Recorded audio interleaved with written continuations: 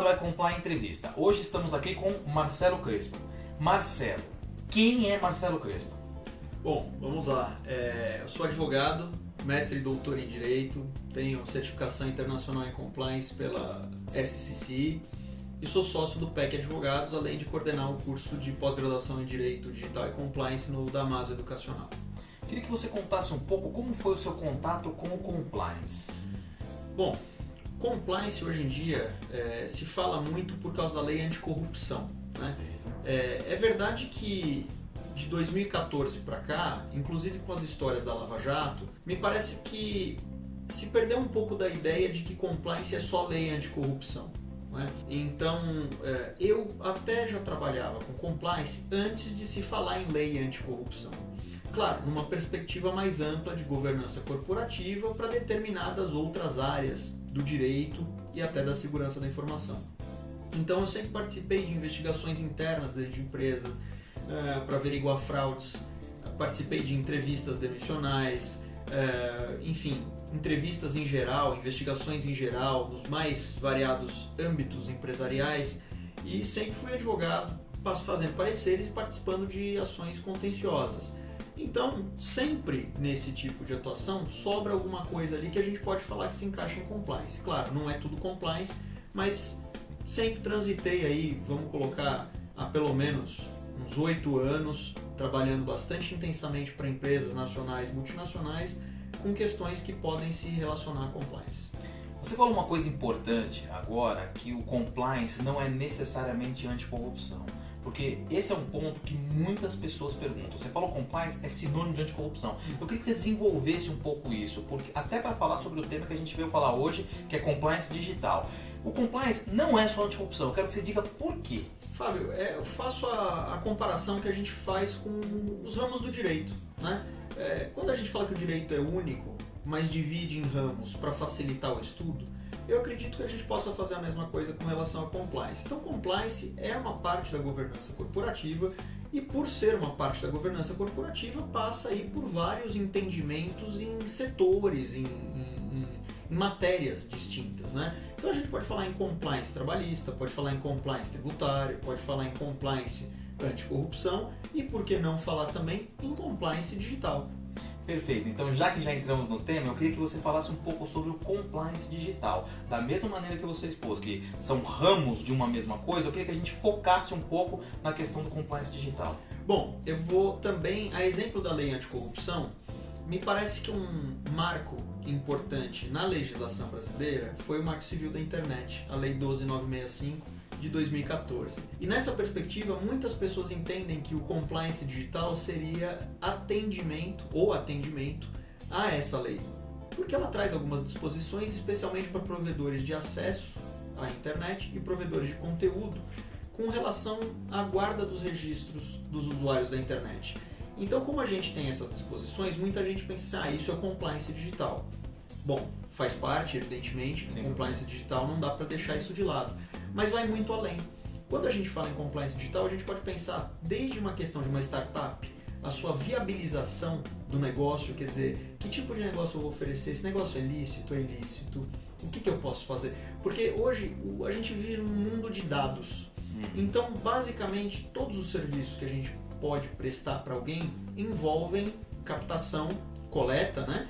Tratamento e fornecimento, troca, compartilhamento de dados pessoais e empresariais. Como você obtém esses dados e como você faz uma troca entre empresas ou entre pessoas, tudo isso passa por uma análise de conformidade com a lei. Além disso, a gente pode pensar justamente na questão da segurança da informação, que é um outro ponto bastante importante e que acaba vulnerando aí as empresas que muitas vezes descuidam, não dão atenção necessária em questões relativas a, por exemplo, você fazer uma cópia de segurança de arquivos, o chamado backup, e hoje com essas histórias como o ransomware, né, a criptografia de dados empresariais e a exigência subsequente de um valor para decriptar o que esses aparentemente dados. os norte-coreanos fizeram aí com o mundo daquele negócio do Windows, né? Aparentemente, não sei se foram eles. É difícil identificar de onde vieram todos esses ataques, mas o fato é que eles estão acontecendo e, lamentavelmente, muitas empresas, até que deveriam ser bem estruturadas, e a gente às vezes tem uma boa impressão da estrutura, deixaram a desejar e perderam arquivos importantes.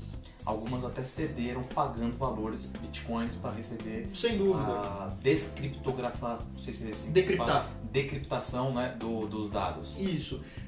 Muitas fizeram, porque não tinham um backup e aí arriscaram, porque é o que eu costumo dizer, com o criminoso não há negócio, né? O criminoso ele não tem obrigação moral nenhuma em cumprir com o acordo que ele propõe. Então se ele fala, olha, se você me pagar X bitcoins eu libero os seus arquivos, é por sua conta e risco, porque qual é a obrigação que o criminoso tem? Nem pela lei e nem moral.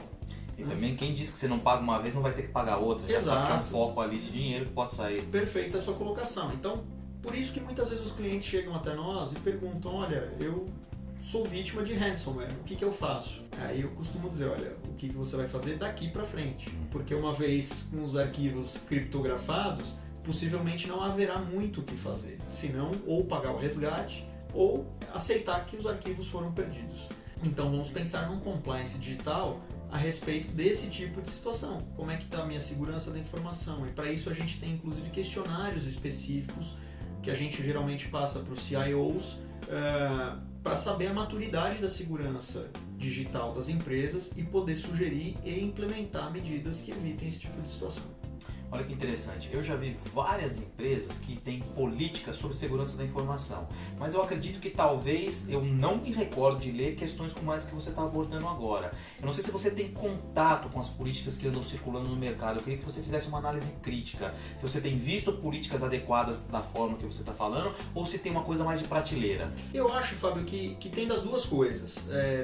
Muitas vezes chegam políticas pra gente fazer uma revisão. E aí dar uma atualizada e pensar nesse tipo de situação. Mas mais importante do que isso é entender que as políticas, normalmente, elas estão relacionadas ao comportamento humano e não necessariamente à cópia de segurança dos dados. E isso aí deveria ser uma política institucional e não necessariamente de cada um dos colaboradores da empresa. Então já atuamos em muitos casos em que não necessariamente há uma política específica para você falar em cópia de dados, porque isso já parte da estrutura empresarial, né? Você hoje não pode falar em ter um negócio digital sem pensar em ter uma redundância de dados. É loucura, né?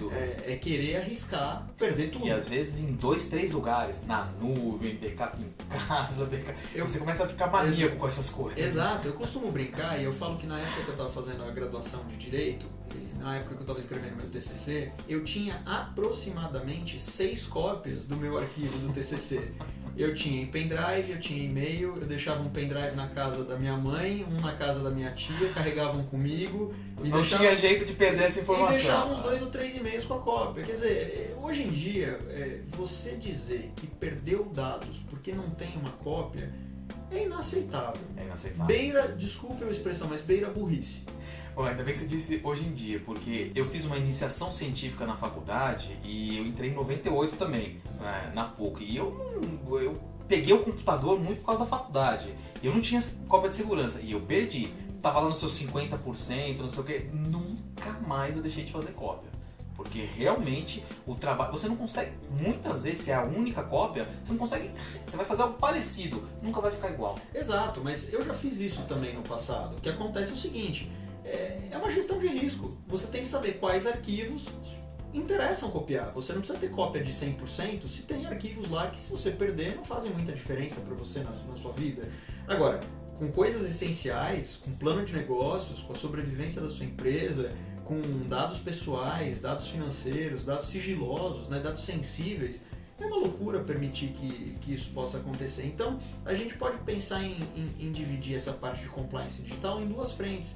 Uma é organizacional, mas também de infraestrutura da empresa, e infraestrutura custa, e muitas vezes as empresas, por uma questão de custos mesmo, acabam optando por políticas de governança de tecnologia da informação que não são adequadas a uma política de segurança da informação robusta, e aí pode haver problema.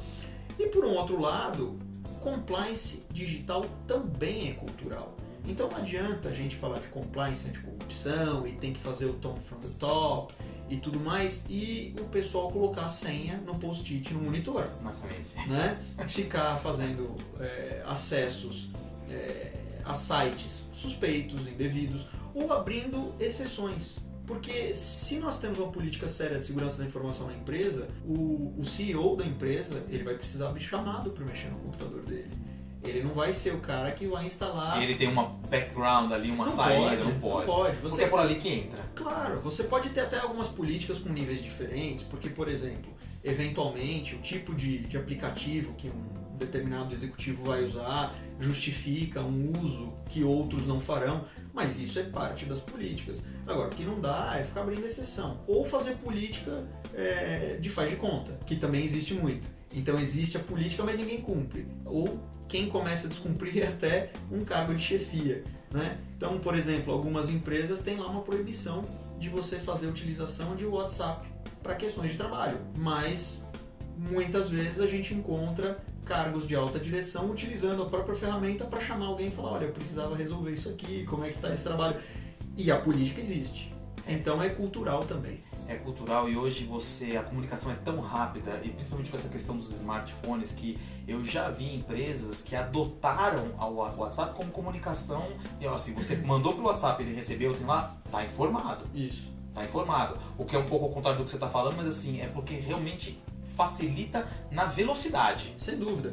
Agora, por outro lado, por exemplo, outro dia eu fui fazer uma conferência audiovisual com um escritório nos Estados Unidos e alguém tinha proposto, olha, vamos usar o Skype. E aí eu lembrei que tem norma do Banco Central, porque para determinados temas que nós íamos tratar, que eles dizem que tem que usar um aplicativo mais seguro. Olha só. Que aquele não era suficiente para o tipo de conversa que a gente ia ter baseado nas informações que nós íamos trocar. Pouquíssimas pessoas sabem dessa informação. Até é legal você falar onde que encontra isso, porque eu duvido que muitas pessoas saibam que não podem fazer esse audiovisual, porque tem alguma restrição sobre isso. É porque o Skype, ele não tem a criptografia na medida em que poderia ser mais segura, digamos assim, para troca de informações. Então isso quem chegou foi inclusive um sócio que estava exatamente pesquisando sobre as políticas do Banco Central e lembrou, falou, olha pessoal, tem uma política aqui, o escritório lá pediu para ser por Skype, mas nós precisamos também ter essa atenção. E aí nós sugerimos então que não fosse pelo Skype, utilizamos outro aplicativo para fazer a comunicação. E veja, o próprio escritório que vende compliance, que presta serviços em compliance, não pode estar fora. De né? jeito nenhum, claro. Então você não pode querer dizer que você vende serviços de compliance se você também não faz isso dentro de casa. Não dá para ser casa de ferreiro espeto de pau. De jeito nenhum. Não dá. Conformidade não Então os nossos arquivos são criptografados, a gente tem uma política de segurança da informação interna que todos os advogados que entram e fazem parte da banca têm que assinar, têm que tomar conhecimento.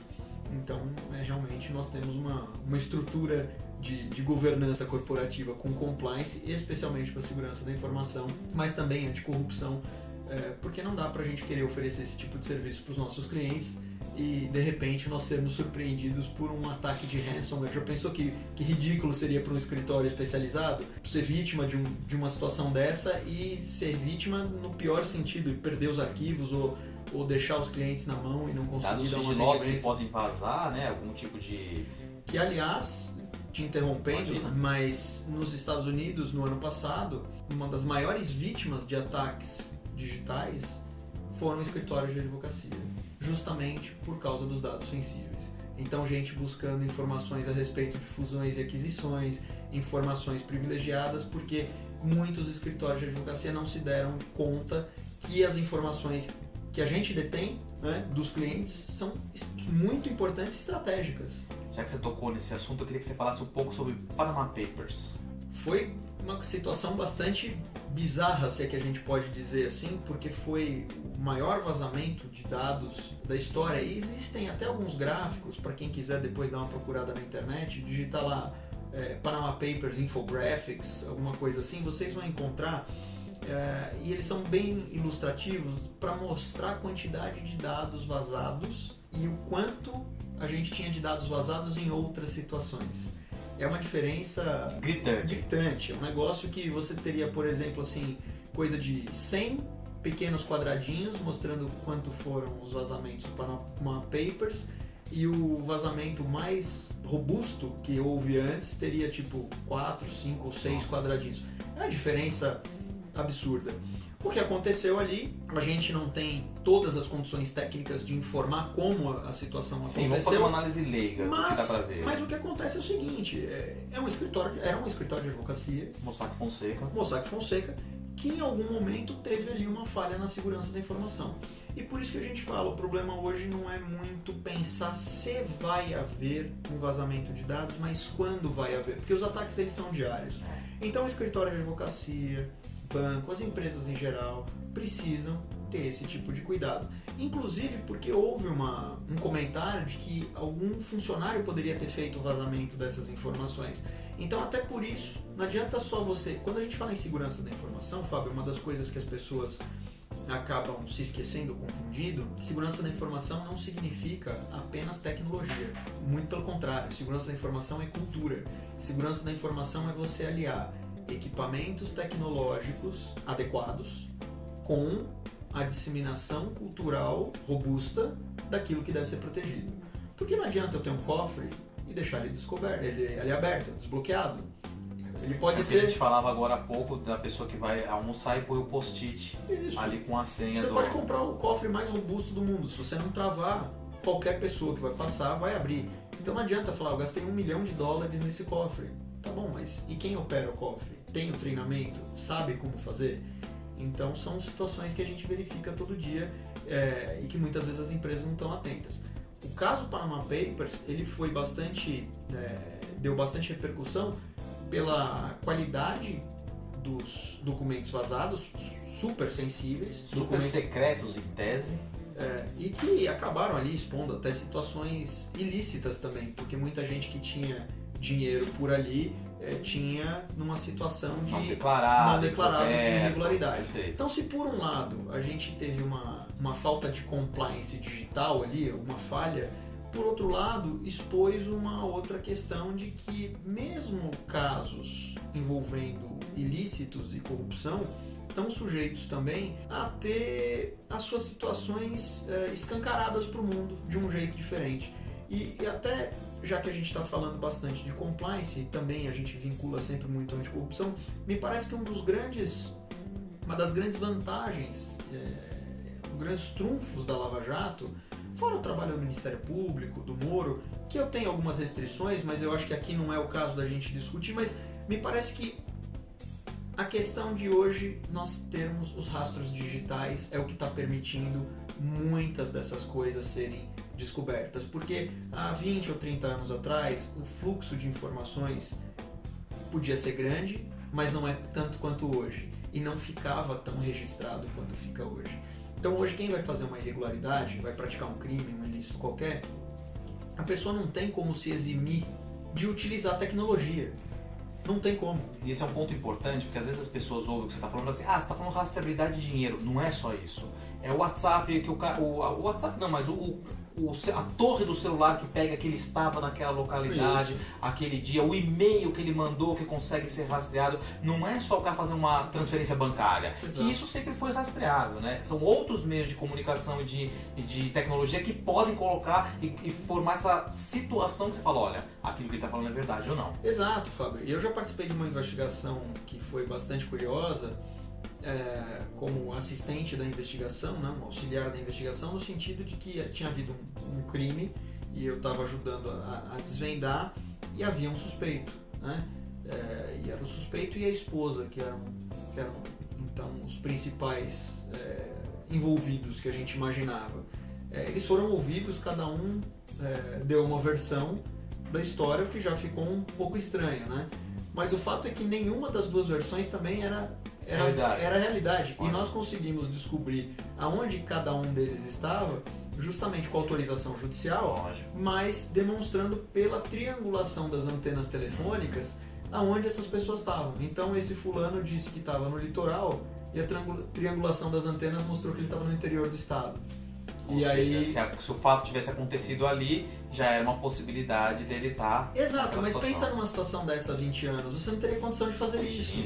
Então a gente conseguiu, digamos assim, derrubar o álibi né? Porque ele tinha até uma outra pessoa para indicar, mas por quê? Porque a tecnologia hoje permite isso. Então o rastro fica em todo lugar, porque você vai até um lugar, registram a placa do seu carro, fazem um ticketzinho da sua entrada, tem uma câmera, todo lugar hoje você tem deixa uma o carro câmera. no valet, já tá lá Exato. marcado. Se você foi no Uber, tem ali alguma coisa do seu trajeto. recibo que foi. E hoje, muitos aplicativos, eu diria a maioria deles, pede para usar a nossa localização. Então a pessoa numa dessa, num esquecimento, porque não tem como ter esse gerenciamento, até no esquecimento tem alguns aplicativos que está acompanhando a geolocalização e que vai entregar a pessoa. Basta um perito bom analisar aquele smartphone, um tablet, um computador e vai conseguir desfazer qualquer álibi. Já participei de algumas investigações de compliance em empresas, que uma das coisas que eles pedem é assim, eu quero o seu laptop e eu quero o seu smartphone. Que eles veem são seguranças da informação, empresas específicas que só fazem isso. Ele vai lá, copia tudo, até dado que você achou que tinha apagado, os caras acham. Exato.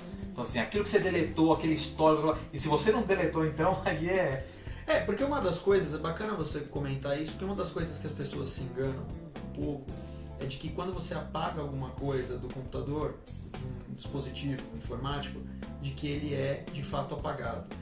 Eu costumo dizer que os nossos equipamentos eletrônicos, eles são como bibliotecas cheias das suas estantes e que quando você apaga, na verdade é como se você tirasse o livro da estante e jogasse ele num chão. Você nunca mais acha aquele livro para colocar no lugar certo, mas ele está lá. Então, se você comparar isso com os bits e bytes dos nossos equipamentos, ela não está arquivada de um jeito que normalmente uma pessoa consegue acessar e dizer que a informação está lá, mas um perito consegue ver que aquela informação um dia esteve lá. E consegue recuperar essa informação. E consegue recuperar. Perfeito. iComply, aprimorando pessoas, fortalecendo empresas.